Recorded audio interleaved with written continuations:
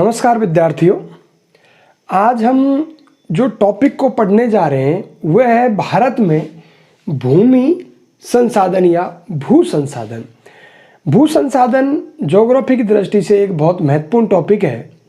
यह भूमि एक बहुत महत्वपूर्ण संसाधन है। महत्वपूर्ण संसाधन इसलिए है कि यह सभी संसाधनों का आधार है। मानव इसके ऊपर रहता है, यहीं पर ही अपना जीवन यापन करता है, सभी संसाधनों का उपयोग करता है और जो बाकी संसाधन हैं उनको भी यह आधार प्रदान करता है ताकि वो संसाधन कहला सकें। ये जो भूमि है हमारे यहाँ, यह भूमि का विभिन्न कार्यों में उपयोग किया जाता है। जैसे भूमि सड़क बनाने में उपयोग की, जैसे सड़क बनती है यहाँ पे, कहीं पे उद्योग धंधे लगाए जाते हैं, कहीं पे खेती करने के काम आती है, कहीं पे मैदान है, कहीं पे पर्वत है, कहीं पे पठार है। तो इस प्रकार से भूमि पर समुद्र भी है। तो भूमि जो है इसका उपयोग अनेक कार्यों में होता है, फसल पैदा करने में भी होता है, विभिन्न कार्यों में उपयोग की जाती है। अगर हम भूमि उपयोग के वर्गीकरण के बारे में बात करें तो भारत में भूमि उपयोग वर्गीकरण जो करता है यह भू राजस्व विभाग इस कार्य को करता है। भू राजस्व विभाग भूमि वर्गीकरण का काम करता है और यह है भू राजस्व विभाग ही भूमि उपयोग से संबंधित जो आंकड़े हैं इनको यह प्रस्तुत करता है और यह भूमि उपयोग से संबंधित जितने भी जो अभिलेख हैं वह भी यह अभिलेखों को रखता है। इस प्रकार से भू राजस्व विभाग जो है यह भूमि उपयोग को 9 वर्गों में या 9 प्रकारों में बांटता है, भारत के भूमि उपयोग वर्गीकरण को। तो एक एक करके हम इनको देखें तो पहला है भारत में वनों के अधीन क्षेत्र। वनों के अधीन जो क्षेत्र है वर्तमान में यह 2014 और 15 के आंकड़ों के अनुसार यह 23.3% जो क्षेत्र है यह वनों के अधीन क्षेत्र है। इसमें वास्तविक क्षेत्र और वर्गीकृत क्षेत्र दो टर्मिनोलॉजी है जिसको हम देखेंगे। वनों का अधीन क्षेत्र के अंतर्गत हमें समझना पड़ेगा कि वास्तविक क्षेत्र क्या है और वर्गीकृत क्षेत्र क्या है। वनों के अधीन जो वास्तविक क्षेत्र है वो तो वही क्षेत्र है जिसके अंदर वर्तमान में जिस भूमि में वर्तमान में वन है, और वर्गीकृत क्षेत्र वह क्षेत्र होता है, वह क्षेत्र यह भू राजस्व विभाग है जो वर्गीकृत क्षेत्र का सीमांकन उस भूमि में होकर के करता है जहां पर वनों के बढ़ने की संभावना बताई जाती है। तो संभावित जो वनों के अधीन आने वाली जो भूमि वाला क्षेत्र है वह वर्गीकृत क्षेत्र कहलाता है। इस प्रकार से वनों के अधीन क्षेत्र जो है वर्तमान में 23.3% है 2014-15 के आंकड़ों के अनुसार। दूसरा है बंजर एवं व्यर्थ भूमि।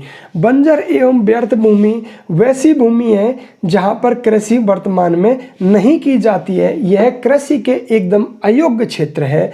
जैसे वर्तमान में जो पहाड़ी क्षेत्र हैं, जो मरुस्थलीय क्षेत्र हैं, जहां पर खड्डे पाए जाते हैं, ऐसे जो क्षेत्र हैं जहां पर कृषि के अयोग्य हैं वह बंजर और व्यर्थ भूमि होती है, बैरन और वेस्टलैंड यह कहलाती है। और वर्तमान में 2014 और 15 के आंकड़ों के अनुसार 8.7% जो क्षेत्र है यह बंजर और व्यर्थ भूमि क्षेत्र है।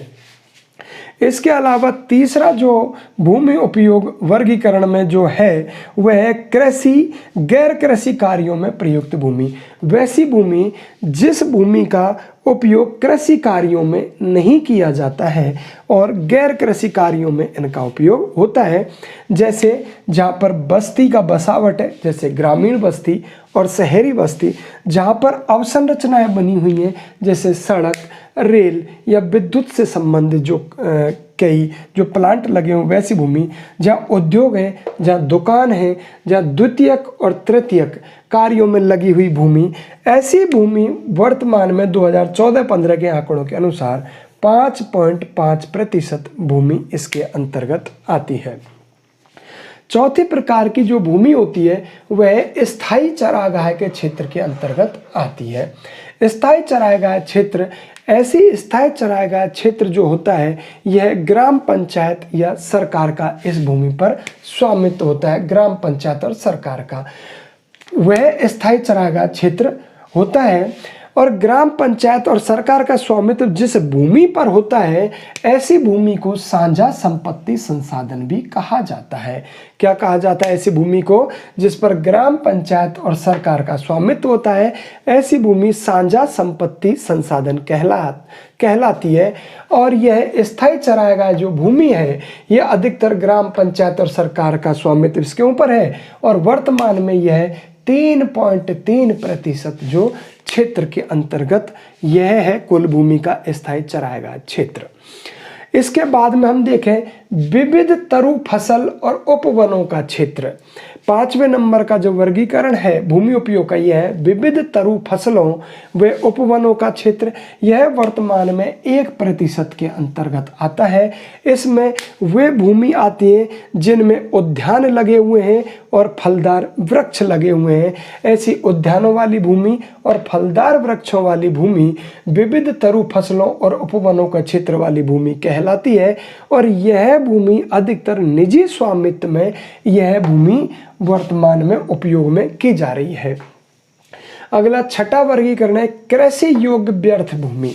कृषि योग्य व्यर्थ भूमि का मतलब यह है कि ऐसी भूमि जो कृषि के योग्य तो है पर वर्तमान में यह व्यर्थ है, किसी कारणों से इसको व्यर्थ में छोड़ा गया है या प्रतिभूमि के रूप में छोड़ा गया है। किसी भूमि को प्रतिभूमि इसलिए छोड़ा जाता है ताकि भूमि में से जो पोषक तत्वों का उपयोग कर लिया गया है तो कुछ समय बाद में उसकी उर्वरता और उसकी पौष्टिकता को वापस प्राप्त कर लिया जाए। इसके लिए भूमि को 4-5 साल या 1-2 साल के लिए व्यर्थ या प्रतिभूमि के रूप में छोड़ा जाता है। तो सबसे पहले हम देख कृषि योग्य व्यर्थ भूमि। कृषि योग्य व्यर्थ भूमि वह भूमि है जो 5 वर्ष से ज़्यादा, कितने वर्ष ज़्यादा, 5 वर्ष से अधिक कृषि रहित भूमि होती है या प्रतिभूमि होती है, वह भूमि कृषि योग्य व्यर्थ भूमि कहलाती है। वर्तमान में ऐसी भूमि 4% के लगभग कुल भूमि उपयोग का यह कृषि योग्य व्यर्थ भूमि है, 4%। वर्तमान प्रतिभूमि, वर्तमान मतलब करंट फैलो लैंड, जो वर्तमान प्रतिभूमि है करंट फैलो जो होती है यह वर्तमान में 4.9% है। कृषि योग्य व्यर्थ भूमि कितनी है? 4% और वर्तमान प्रतिभूमि कितनी है? 4.9%। तो वर्तमान प्रतिभूमि होती क्या है? 1 वर्ष या कम समय तक कृषि रहित भूमि को वर्तमान प्रतिभूमि कहते हैं। मतलब 1 वर्ष या इससे भी कम, मतलब 9 महीने, 11 महीने, 10 महीने, 8 महीने, इससे भी कम समय तक भूमि को प्रतिभूमि छोड़ दिया जाए या कृषि उसमें नहीं की जाए, कृषि रहित छोड़ दिया जाए ताकि उसकी उर्वरता को प्राप्त किया जा सके, ताकि उसकी पौष्टिकता को प्राप्त किया जा सके, जो कृषि पैदावार में वृद्धि में सहायक होता है। ऐसी भूमि वर्तमान प्रतिभूमि कहलाती है। 14-15 के आंकड़ों के अनुसार ऐसी भूमि 4.9% है। पुरातन प्रतिभूमि, पुरातन प्रतिभूमि क्या होती है? यह भी कृषि योग्य भूमि होती है लेकिन इसको परत छोड़ दिया जाता है कुछ समय के लिए, इसलिए इसे पुरातन प्रतिभूमि कहा जाता है। इसकी भी एक समय अवधि है। इसको 1 वर्ष से अधिक किंतु 5 वर्ष से कम अवधि तक कृषि रहित छोड़ा जाता है। 1 वर्ष से अधिक और 5 वर्ष से कम अवधि तक कृषि रहित छोड़ा जाता है। यह भूमि पुरातन प्रतिभूमि कहलाती है। जबकि यह कृषि योग्य भूमि होती है, इसमें कृषि की जाती है, कृषि की जाने लायक है, लेकिन पौष्टिकता और उर्वरता प्राप्त करने के लिए 1 वर्ष से अधिक और 5 वर्ष से कम समय तक इसको कृषि रहित रखा जाता है। ऐसी भूमि वर्तमान में 3.6% भारत में पाई जाती है। यह पुरातन प्रतिभूमि कहलाती है। 14-15 के आंकड़ों के अनुसार यह भूमि 3.6% है। निविल बोया गया क्षेत्र या नेट एरिया सॉन। निविल बोया गया जो क्षेत्र है ऐसी भूमि होती है जिस भूमि पर फसलें उगाई जाती हैं और फसलें काटी जाती हैं। वर्तमान में इसका उपयोग किया जा रहा है। ऐसी भूमि निविल बोया गया क्षेत्र कहलाता है। और ऐसी भूमि वर्तमान में 14-15 के आंकड़ों के अनुसार 45.5% भारत में पाई जाती है। इस प्रकार से हम ये देखते हैं कि भारत का जो भूमि संसाधन है ये बहुत महत्वपूर्ण है, जिसका विभिन्न कार्यों में उपयोग किया जा रहा है। ठीक है, मनोरंजन के साधनों में, सड़क में, रेल में, फसलों के अंतर्गत, पर्वत पठार, मैदानों में।